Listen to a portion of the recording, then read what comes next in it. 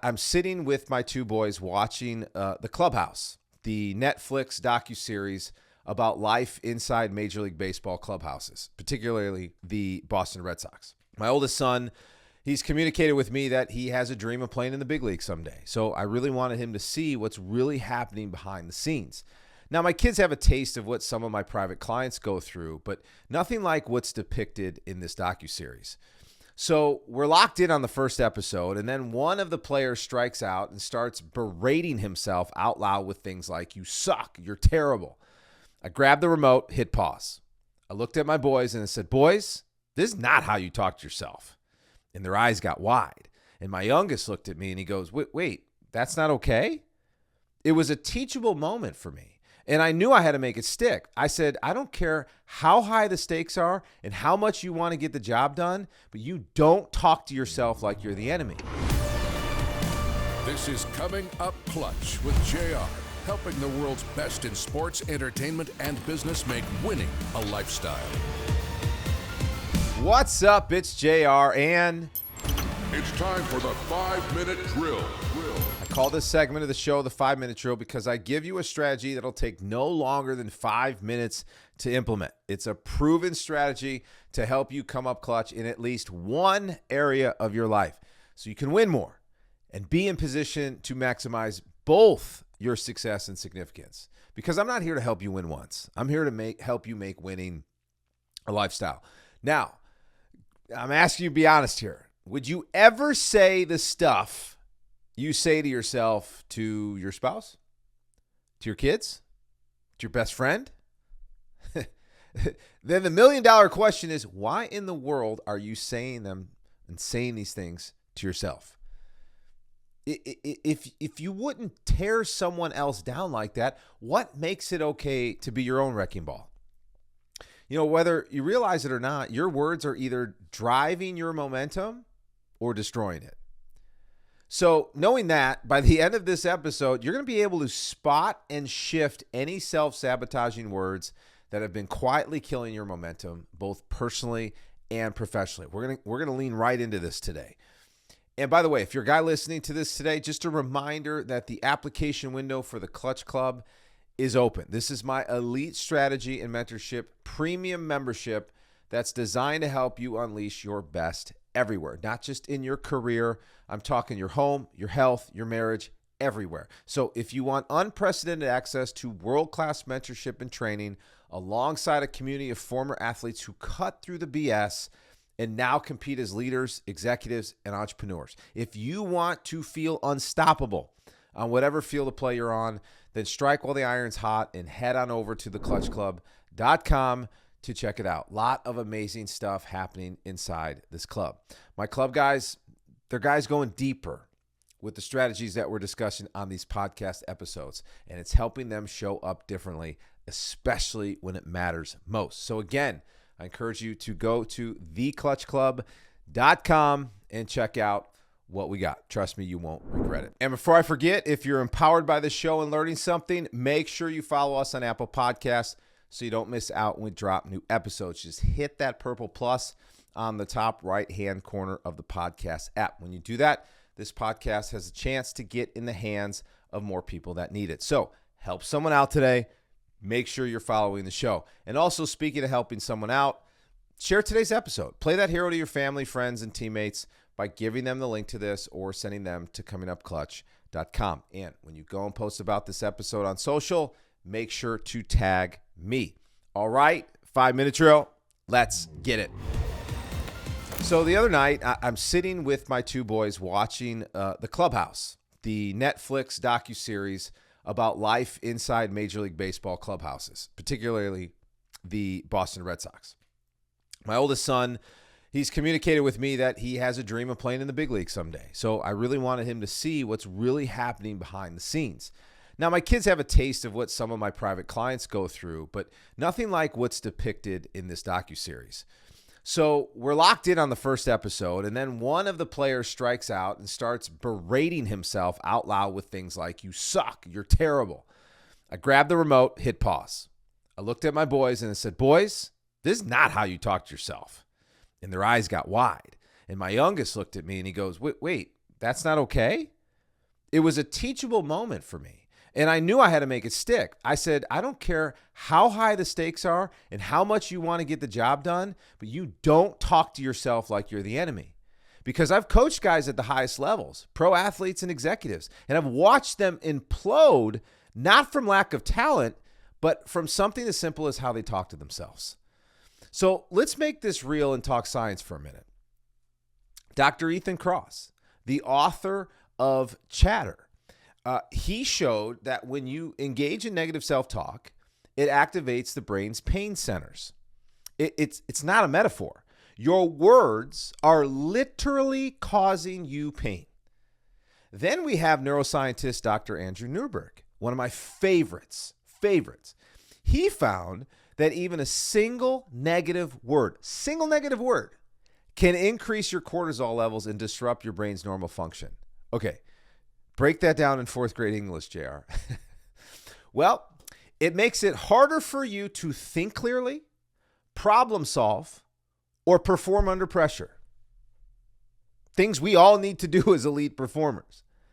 And if that wasn't enough to make you take this topic seriously, in 2020, I know when I say 2020, COVID, I can't even say the year 2020 anymore without thinking of COVID. It's bad. But anyway, 2020, the Journal of Sports Scientists did a study. And the study found that athletes who use positive instructional self-talk under stress perform significantly better than those who didn't. Okay, I know the study was on athletes, but we all have the same type of brain. Here's the translation. Your negative self-talk doesn't just sting you. It kills your clarity, it kills your focus, it kills your flow. That's the science. Now here's the scripture. Proverbs 11:9 says, when their mouths the godless with their mouths, whatever. The godless destroy their neighbors, but through knowledge the righteous escape. Here's what so I read that verse, Proverbs 11:9. You're going to have problems if you don't read this.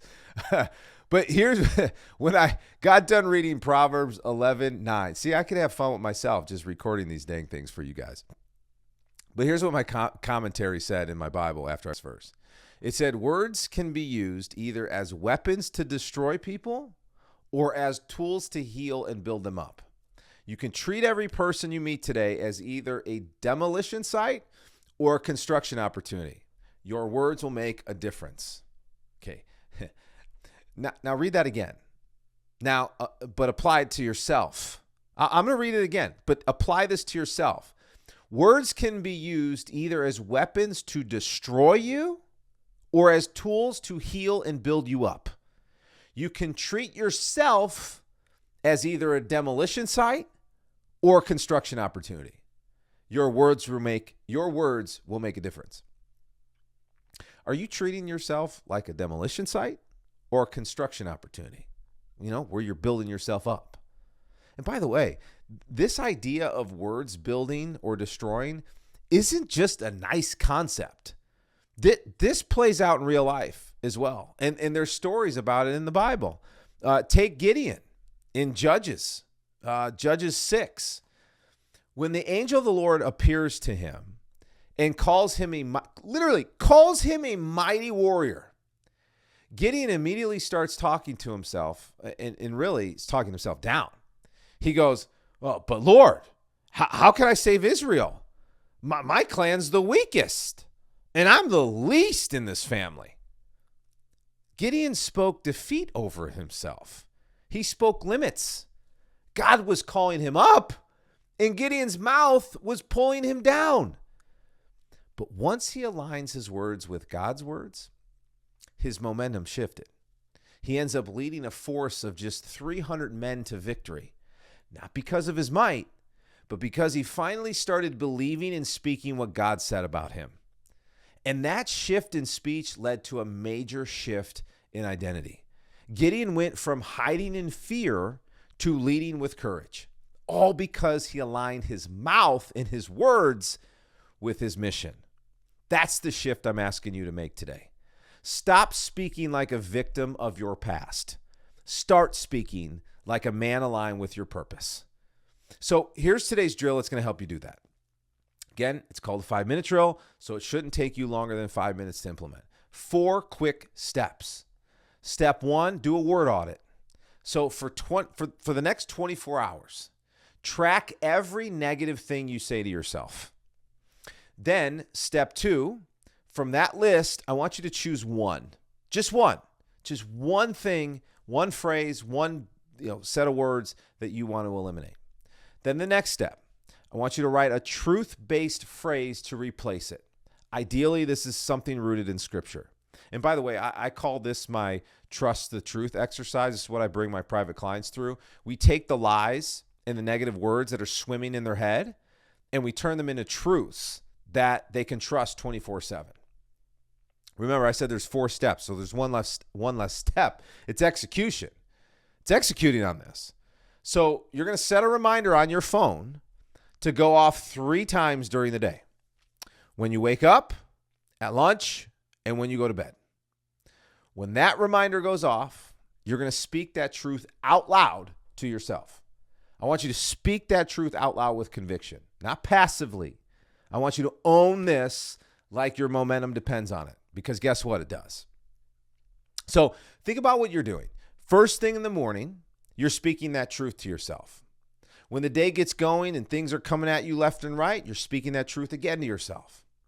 And then the last thing you do before you fall asleep, you're speaking that truth to yourself. You wake up with the truth, you go to bed with the truth. That's a beautiful thing. Now, a common mistake I see people generally make with this self-talk concept is they stop at step 3. They're self-aware, everything's great, they write things down, but they never have a plan to execute. Don't be that guy. I put step 4 in there for a reason. You have to put your work into action. And one more thing with this. I got to say it because I've heard my guys make every excuse in the book when it comes to how they talk to themselves. The most common one is, well, JR, if I'm not hard on myself, then who can be? Look, don't confuse beating yourself down with keeping it real. Keeping it real, being self-aware of what you're doing wrong, that's a great thing. But normalizing your inner bullying because it supposedly motivates you, that's a trap. It's a trap. So as we wrap up today's drill, just remember, your words matter. Not just the ones you speak out loud, but the ones that loop in your mind. And science confirms it. Negative self-talk, it triggers pain. It blocks your performance, and it also kills your momentum. And then Scripture, your words either build you up or bring you down. And now you have a 4-step plan to help you take out that head trash and clean things up there. And look, when I started leveraging this, once I stopped talking to myself like I was my own worst enemy, and look, I've caught myself many times, still to this day, will say some things to myself like, dude, what are you doing? Why are you talking to yourself like that? But once I stopped talking to myself and picking up like, wait, well, stop this enemy in its tracks, I saw a shift in how I showed up in high stakes moments, not just at work, but at home as well. Because when I gave myself truth and grace, I had more to give my wife, had more to give my kids, my teammates, and I had more to give my clients.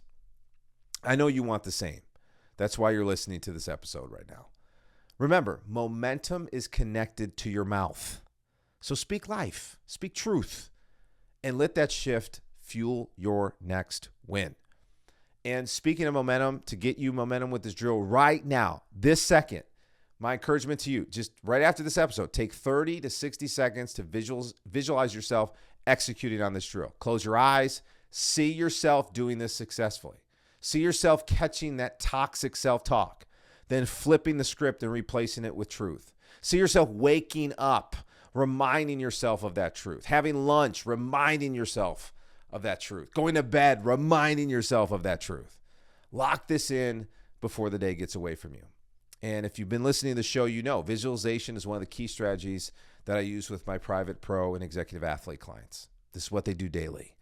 It's going to prime your nervous system and help you improve your follow-through with drills like these. And like I mentioned before today's episode, if you're a guy who's looking to come up clutch more often for your family and your team, then head on over to theclutchclub.com. Check out what I have for you. Trust me, you won't regret it. Till then, don't forget, winning isn't a result, it's a lifestyle. So keep pursuing that life of champions. This episode is over. Get more No BS content to help you master your mind, body, and relationships by hitting subscribe. This is Coming Up Clutch with JR. Thanks for listening.